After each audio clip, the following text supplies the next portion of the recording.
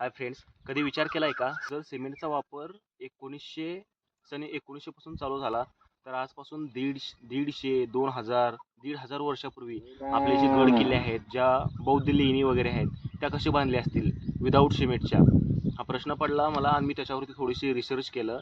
तर तेव्हा मला समजलं की चुना हा एक नॅचरल सिमेंटचं म्हणून काम करतो. ते परत त्याच्यानंतर 1, 2, 3 डाळी आणि बेलपत्री या सगळ्यांचं मिश्रण बनवून एक मिश्रण बनवायला जायचं, जे सिमेंट म्हणून काम करायचं.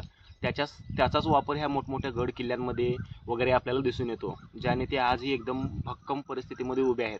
त्याच्यापैकीच आज सहसा तसं ते फळ उन्हाळ्यात भेटतं, पण तुम्हाला दाखवायचं म्हणून मी त्याला शोधलं आणि पिकलेलं आपल्याला ज्या स्वरूपात पाहिजे होतं त्या स्वरूपात मला ते फळ भेटलं. ते म्हणजे बेलपत्री. एक मिनिट. तर ही बेलपत्री तुम्ही आजूबाजूला बघितलीच असेल किंवा कधी खाल्ली पण असेल. तर ह्याला 2 पद्धतीनं खातात. एक म्हणजे ह्याला भाजून पण खातात आणि दुसरं आता हा पिकलेल्या स्वरूपात आहे तर ह्याला असंही खातात. मग याचं पण आहे ना, ह्याचं धर्मामध्ये पण एक वेगळं स्थान आहे. त्याच्यानंतर ह्या आयुर्वेदात पण खूप एक वेगळंच असं स्थान आहे याला. याच्याने आपली पचनक्रिया सुधारते. त्याच्यानंतर आपलं मूत्रविकार असतील तर ते दूर होऊन जातात. अजून बरेचसे पण काही असतील, मला सध्या एवढेच माहीत आहेत. लय मजबूत आहे.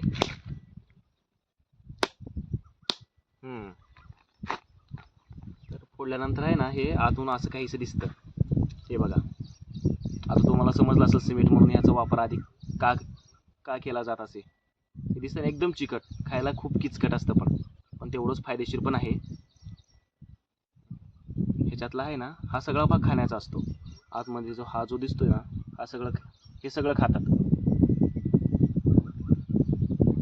ह्या सगळ्या गोष्टी एक्सप्लोअर करता करता कधी कधी मनात विचार येतोय की सगळं काही आपल्या हातातच आहे.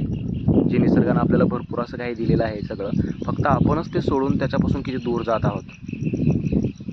तुम्हाला माहीत होतं का ह्या बेलाबद्दल? जर माहीत असेल तर मला